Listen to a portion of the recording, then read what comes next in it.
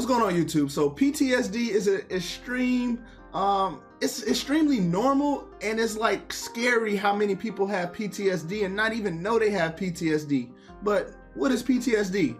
So PTSD stands for post-traumatic stress disorder. So the definition is a psychological reaction occurring after experiencing a highly stressing event such as wartime combat, physical violence, or natural disasters that usually characterized by depression, anxiety, flashbacks, reoccurring nightmares, and avoidance of reminders of events / abbreviation PTSD.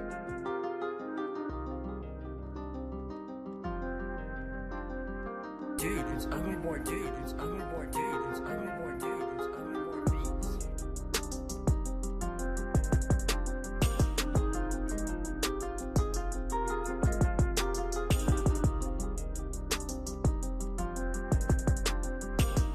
All right, so now we already went over what PTS is, the definition, and what it, you know what I'm saying, pretty much a general idea about PTSD, just in case if you didn't know. So I'm gonna pull up an article on Navy Times, and it's pretty much talking about how PTSD played a part in why people do what they do, and also it might even help you or somebody that you know, because a lot of people who are discharged from the military at a particular time frame, right? That's what the article is about. It's gonna tell us was PTSD a factor, and if it was, they may be able to go ahead and get their case looked at or reinstated. So if you got put out the military involuntary and they gave you a dishonorable discharge, you might could get that upgraded. But let's get into the article. All right, so here we go. Sailors and Marines with PTSD or other trauma to have their discharge upgraded cases re-examined. Navy and Marine Corps veterans who are suffering the effects of trauma related their service when they were involuntarily separated from the service, who were later tried and failed to have their discharge upgraded, will have their cases reevaluated. So if you're not in the military and know nothing about the military, you might ask, why is this important?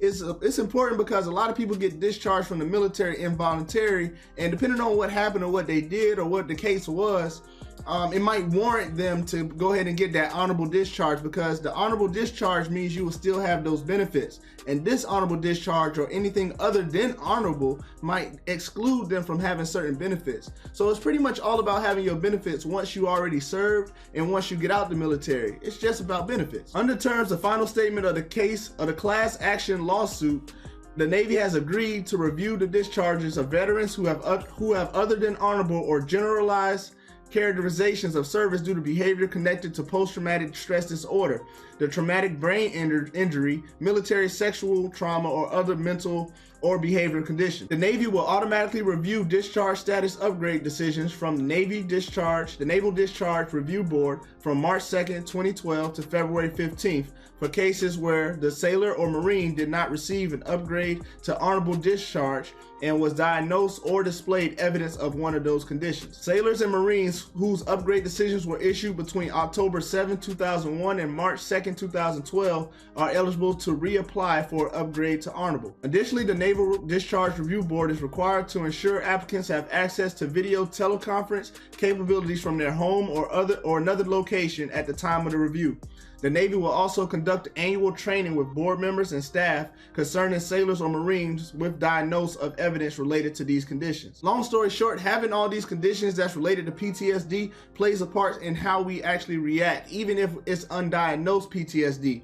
And so if you are discharged between the times that are in this article, you could go ahead and just bring that to your case and have your case reevaluated. And that's very important, because if you haven't been getting your full benefits since 2001, since 2012, 11 time frame, you could go ahead and reevaluate. Now, hopefully it works out for you. And obviously this channel is not to say, hey man, this is what you should do. It's just putting that information out there, because a lot of people don't even read the Navy Times. They don't look at the Navy's policies as they put them out. And so I always try to give you valid information from the source. That way you can see the source. As always, YouTube, man, I appreciate you guys checking out the videos, and I'll catch you next time.